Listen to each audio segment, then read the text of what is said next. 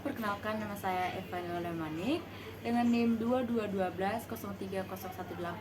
Saya mahasiswa dari Prodi PGSD Universitas Eparina. Adapun tujuan saya membuat video ini yaitu untuk menceritakan kembali buku yang berjudul Model Pembelajaran Inovatif dengan Strategi Literasi yang ditulis oleh Rusli Fadli Ilham MPD dan kawan-kawan. Tanpa berlama-lama, langsung saja kita ke pembahasannya. Selamat menonton.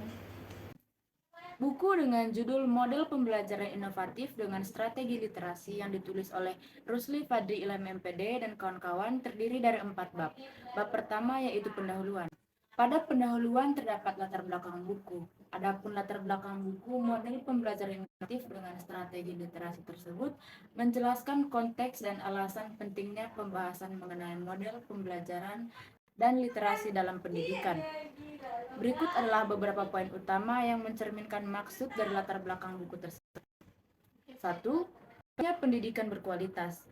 Buku ini menekankan bahwa pendidikan memiliki peran krusial dalam meningkatkan kualitas sumber daya manusia. Pendidikan yang tidak hanya mengajar pengetahuan, tetapi juga membentuk karakter dan keterampilan siswa.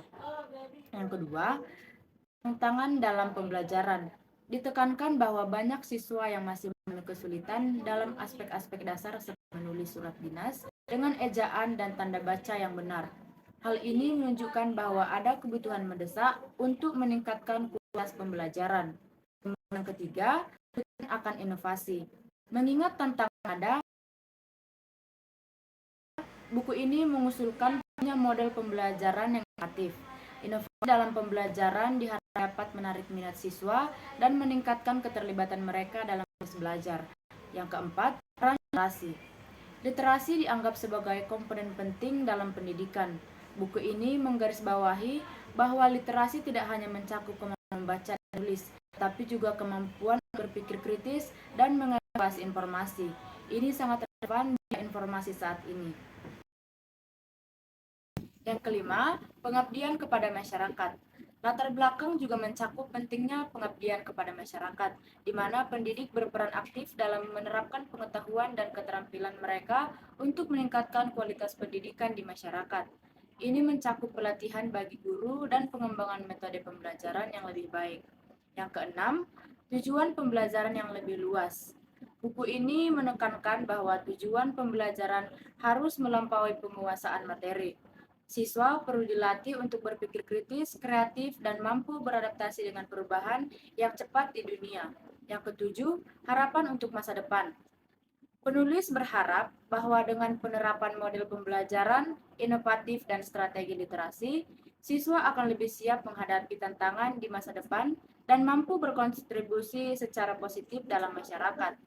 Secara keseluruhan, latar belakang buku ini memberikan gambaran tentang pentingnya inovasi dalam pendidikan dan bagaimana literasi berperan dalam meningkatkan kualitas pembelajaran. Ini juga mencerminkan komitmen untuk memperbaiki kondisi pendidikan melalui pengabdian kepada masyarakat dan pengembangan profesional bagi guru. Kemudian kepada bab 2 dari buku Model Pembelajaran Inovatif dengan Strategi Literasi, membahas secara mendalam tentang strategi literasi dan upaya pemerintah Indonesia dalam meningkatkan literasi bangsa. Berikut adalah poin-poin penting yang diuraikan dalam bab ini. Yang pertama, upaya pemerintah melalui Kemendikbud dan Kemendristekdikti pemerintah Indonesia melalui Kementerian Pendidikan dan Kebudayaan dan Kementerian Riset, Teknologi, dan Pendidikan Tinggi telah melaksanakan berbagai program untuk meningkatkan literasi di kalangan masyarakat. Beberapa upaya tersebut meliputi Gerakan Literasi Sekolah atau GLS. Program ini bertujuan untuk menumbuhkan budaya membaca dan menulis di lingkungan sekolah. GLS melibatkan semua elemen sekolah, termasuk guru, siswa, dan orang tua, untuk menciptakan atmosfer literasi yang kondusif. Yang kedua, pelatihan untuk guru. Mengadakan pelatihan bagi guru untuk meningkatkan kemampuan mereka dalam mengajarkan literasi dan menggunakan metode pembelajaran yang inovatif. Yang ketiga, penyediaan sumber belajar. Meningkatkan akses terhadap buku dan bahan bacaan yang berkualitas di sekolah-sekolah. Kemudian, literasi sastra. Literasi sastra juga menjadi fokus dalam upaya peningkatan literasi. Pemerintah mendorong pembelajaran sastra di sekolah sebagai cara untuk meningkatkan minat baca dan menulis siswa.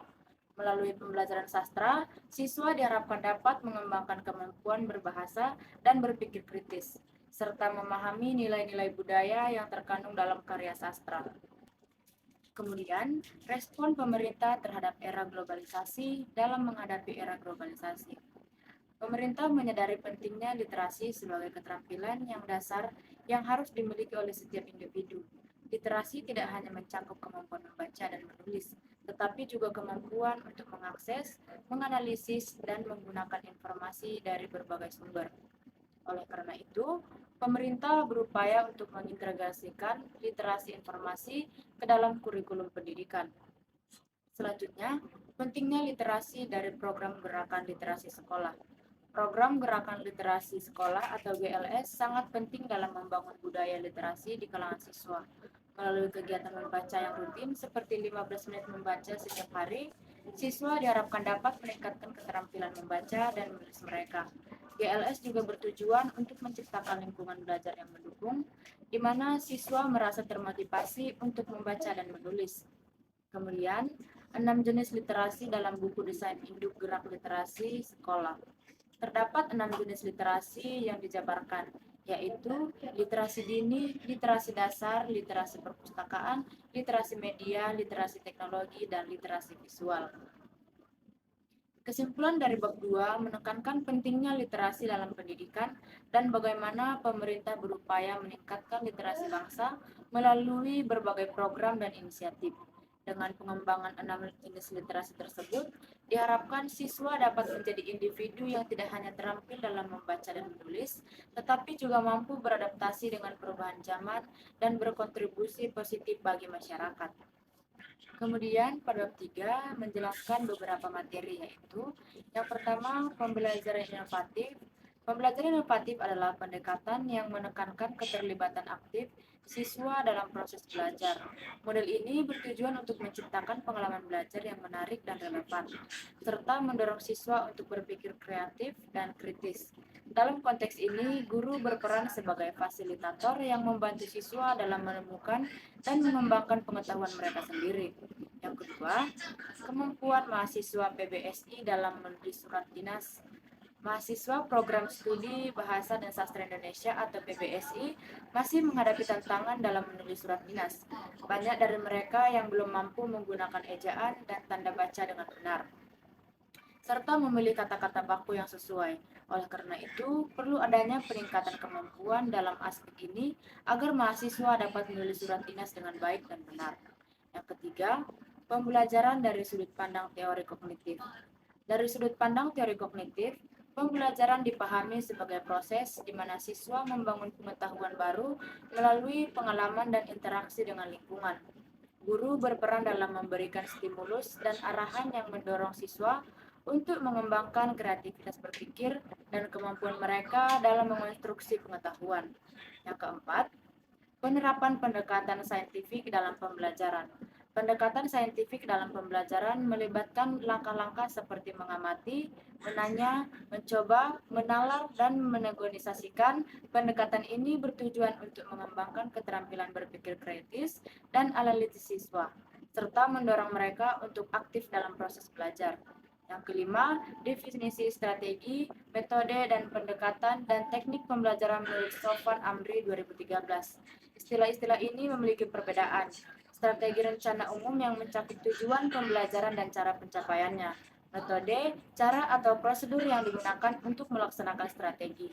Pendekatan yaitu cara pandang atau filosofi yang mendasari pemilihan metode dan strategi. Teknik, langkah-langkah spesifik yang digunakan dalam pelaksanaan metode. Kemudian yang keenam, pertimbangan guru dalam menentukan model pembelajaran sebelum menentukan model pembelajaran. Guru harus mempertimbangkan beberapa faktor seperti karakteristik siswa, kemampuan minat dan kebutuhan, tujuan pembelajaran yang ingin dicapai, sumber daya yang tersedia seperti waktu, materi, dan fasilitas. Kemudian lingkungan belajar yang ada. Kemudian yang ketujuh, pembelajaran kontekstual pembelajaran. Kontekstual adalah pendekatan yang mengaitkan materi pembelajaran dengan situasi nyata di kehidupan sehari-hari. Pendekatan ini bertujuan untuk membuat pembelajaran lebih relevan dan bermakna bagi siswa, sehingga mereka dapat mengaplikasikan pengetahuan yang diperoleh dalam konteks yang lebih luas. Yang kedelapan, pembelajaran kooperatif. Pembelajaran kooperatif adalah metode di mana siswa bekerja sama dalam kelompok untuk mencapai tujuan pembelajaran. Tujuan dari pembelajaran kooperatif adalah untuk meningkatkan keterampilan sosial, komunikasi, dan kolaborasi siswa, serta mendorong mereka untuk saling membantu dalam proses belajar.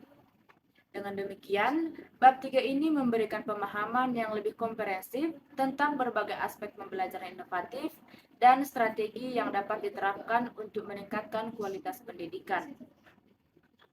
Kemudian pada bab 4, penulis menuliskan tentang simpulan dan saran dari isi buku, yang dimana pada bagian kesimpulan, penulis menuliskan bahwa pelaksanaan pengabdian kepada masyarakat. Masyarakat yang telah dicapai sementara ini masih memerlukan perbaikan guna untuk memperoleh hasil yang optimal dan tepat sasaran. Pada saat pembelajaran berlangsung, suasana kelas terasa lesu dan siswa cenderung tidak bergairah mengikuti pembelajaran. Siswa tidak berani bertanya maupun mengemukakan pendapat. Mereka lebih banyak mendengarkan penjelasan dari guru dan mencatat materi yang diajarkan kepada mereka. Pada pertengahan, beberapa siswa terlihat mulai bosan, bahkan ada siswa yang tidur. Hal ini disebabkan mereka hanya duduk diam mendengarkan penjelasan guru, kemudian mengerjakan soal jika guru memberi tugas. Pada awal pembelajaran, siswa terlihat kurang siap mengikuti pembelajaran materi yang diajarkan. Tugas mempelajari materi tersebut dahulu sebelum diajarkan tidak dilaksanakan oleh siswa. Tidak adanya persiapan dari awal siswa berdampak pada lambatnya siswa memahami materi yang disampaikan. Siswa mengalami kesulitan memahami konsep-konsep yang diberikan. Hal itu berpengaruh dengan siswa yang enggan bertanya kepada guru. Siswa cenderung mengikuti pembelajaran pasif. Siswa fokus pada apa yang disampaikan oleh guru. Kesempatan serta aktivitas berpikir untuk mengevaluasi serta mencari kebenaran terhadap informasi yang diperoleh menjadi sangat kurang. Kegiatan berpikir kritis di mana siswa seharusnya peka terhadap informasi yang diperoleh serta mencari bukti terhadap informasi tersebut belum terlaksana dengan baik. Penulis juga menuliskan bahwa pembelajaran yang baik ditandai dengan keberhasilan siswa memperoleh hasil belajar yang optimal. Refleksi terhadap hasil belajar siswa tentu tidak terlepas dari hasil penilaian terhadap pencapaian belajar mereka. Seperti telah diketahui bersama, bahwa hasil belajar siswa saat ini dikelompokkan ke dalam 3 aspek, yaitu sikap, pengetahuan, dan keterampilan. Kemudian, pada bagian saran, penulis menuliskan bahwa guru sebagai pendidik sebaiknya mempersiapkan diri untuk menciptakan inovasi pembelajaran, sehingga nantinya ketika kita sudah menjadi pendidik dan terjun langsung dalam mendidik anak didik, kita sudah siap dengan inovasi pembelajaran yang dapat merangsang peserta didik untuk belajar secara maksimal. Baiklah, sekian dari hasil video saya. Kiranya video yang saya tayangkan dapat membantu dan memberikan motivasi kepada para penonton. Terima kasih, sekian dari saya.